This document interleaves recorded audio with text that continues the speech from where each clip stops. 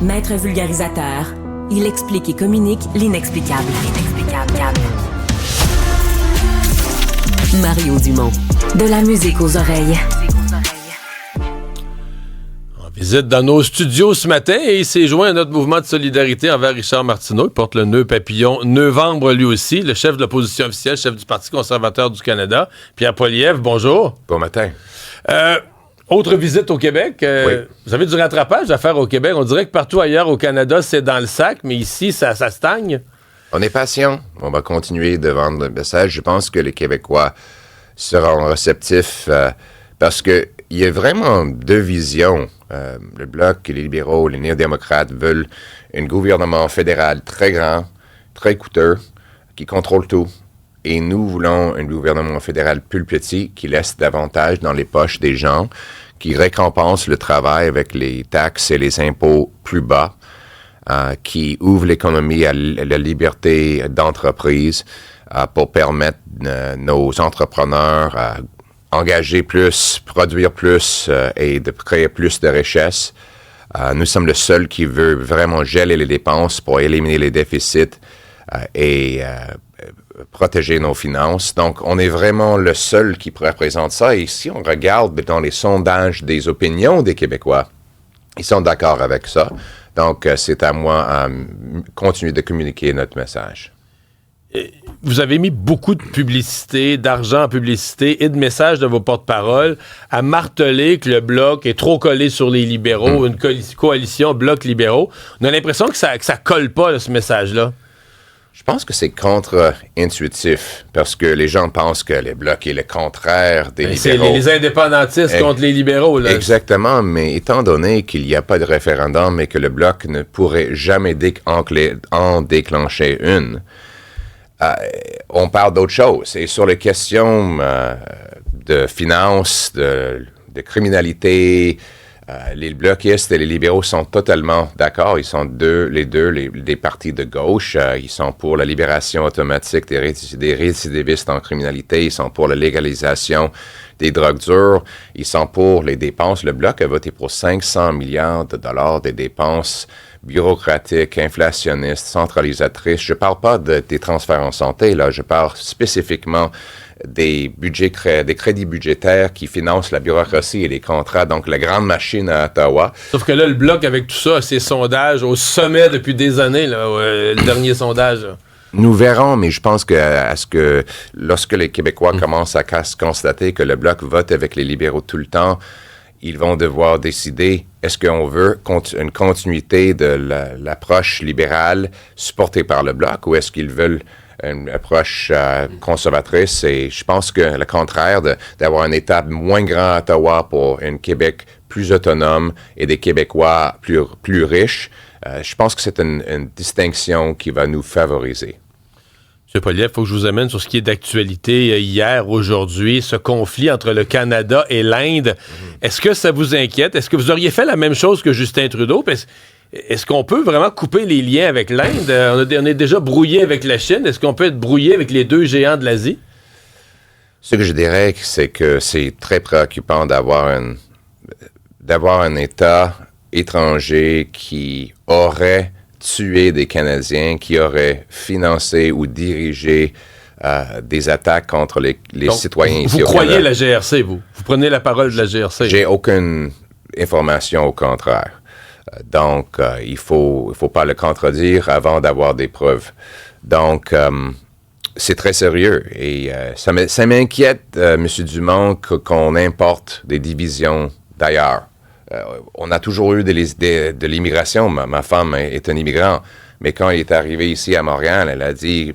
je ne vais pas importer des problèmes de Venezuela. Si ma famille était contre un autre parti politique au Venezuela, qu'on vient ici... Ça ne nous concerne plus au Canada. Au Canada, on est des voisins, on est des citoyens, on est des Québécois et des Canadiens. C'est ça la réalité. On laisse à la porte les problèmes de l'étranger. Mais on voit de plus en plus qu'après 9 ans de Trudeau et... Mais vous allez faire quoi contre ça? Parce que je vous donne un autre exemple. Là. La semaine passée, on soulignait là, de toutes sortes de façons les événements du 7 octobre en Israël. Ici, il y a eu des manifestations pro-palestiniennes à Vancouver. Il y a l'organisation Samidoun ce matin qui revendique qu'on a brûlé le drapeau du Canada en chantant « Mort au Canada ». Et l'organisme dit non, c'est pas des militants qui ont débordé ou qui ont exagéré. On assume Exactement. ça. C'était en anglais un « call to action ». C'était un appel à l'action. Parler d'importer des problèmes étrangers puis d'en créer des conflits chez nous, mais c'est quasiment des appels aux terroristes sur notre territoire. Exactement. Vous faites quoi comme premier ministre avec tout ça? Bannir Samidoun. Bannir, ah oui? Oui. Mais présentement, ils peuvent donner des crédits d'impôt pour organismes de bienfaisance, là. Exactement. C'est un organisme c'est une front pour un autre organisme dans le Moyen-Orient qui s'appelle le Front Palestine. Et cet organisme-là, ce deuxième organisme-là, est banni au Canada depuis 20 ans sur la section 83 du Code criminel antiterrorisme.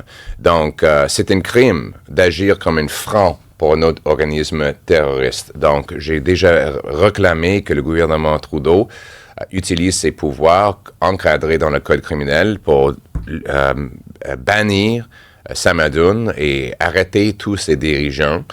C'est des terroristes, c'est un groupe terroriste qui agit sur notre terrain depuis longtemps. Et qui brûle le drapeau du Canada et qui crie « Mort au Canada ». Mort au Canada, c'est ça. On est en train de voir... On a toujours eu des guerres en Moyen-Orient. C'est pas de nouveau. Mais on n'a jamais vu ces guerres-là se manifester sur les rues du Canada. On n'a jamais eu des synagogues frappées par des balles ou des feux ou des attaques terroristes avant maintenant. Et c'est parce qu'après 9 ans de Justin Trudeau, tout le monde est divisé dans les petits groupes. L'immigration est hors de contrôle selon l'aveu du gouvernement libéral et il faut rétablir l'ordre dans notre système, bannir des terroristes, sécuriser nos frontières et c'est ce que nous allons faire. Vous venez de parler de sécuriser la frontière. Je ne sais pas si vous avez vu la une du Journal de Montréal ce matin, c'est pas nouveau, mais là c'est plus le chemin Roxham, là. C'est plus tellement des gens qui passent par les États-Unis pour venir au Canada, mais c'est des gens qui arrivent aux aéroports, je pense dans ce cas-ci à l'aéroport Trudeau, mais ils veulent rentrer aux États-Unis, mais ils passent par le Canada. Avez-vous peur que ça devienne un problème? Si vous étiez premier ministre, là, que les Américains disent « Hey, là, ça se peut plus le Canada, il va falloir que tu gères ta frontière », est-ce que ça peut devenir source de conflit avec les États-Unis? Puis qu'est-ce qu'on fait avec ça? Absolument, parce que historiquement, les gens quittaient les États-Unis pour venir ici au Canada, chemin de Roxham, etc. Mais notre économie est tellement faible maintenant que les gens veulent plus être ici. Il y a un tiers des Canadiens qui veulent quitter le Canada à cause du coût de la vie qui a doublé, l'inflation, etc. Par contre, c'est plus facile d'entrer au Canada pour quelqu'un, d'arriver ici sans visa. Oui, qu'aux États-Unis, ils ont beaucoup plus de sécurité, beaucoup d'obstacles pour des gens qui veulent faire l'immigration illégale. Donc, les gens arrivent ici, puis ils passent pour les États-Unis, et je peux vous assurer qu'à Washington, ils vont pas accepter ça. Ils vont être très durs sur nous. Les frontières sont plus importantes pour eux autres, et moi, je veux qu'on arrête des gens de venir ici de façon illégale. Vous voulez resserrer l'entrée au Canada? Illégal? Oui, c'est sûr. Il faut le faire. Parce qu'on invite les gens ici, et les taux de réjection par notre conseil de réfugiés est très élevé. Ça veut dire que... Beaucoup de faux demandeurs. Exactement, des faux demandeurs, mais pendant des années, on doit payer leurs factures ici, on doit les loger, on doit les soigner lorsqu'ils sont ici illégalement, même s'ils ne sont pas en danger dans leur pays d'origine. Moi, j'accepte des réfugiés, des vrais réfugiés, mais si des gens sont des fraudeurs qui viennent ici juste pour notre générosité, j'accepte pas ça, on va pas permettre ça. Pierre Poilievre, merci d'être passé nous voir ce matin. Merci, félicitations de votre studio. C'est très beau. Et, on est en mars. Bonne chance à M. Martineau. Oui, vraiment. Oui, on espère bien. Merci. Au revoir. Bye.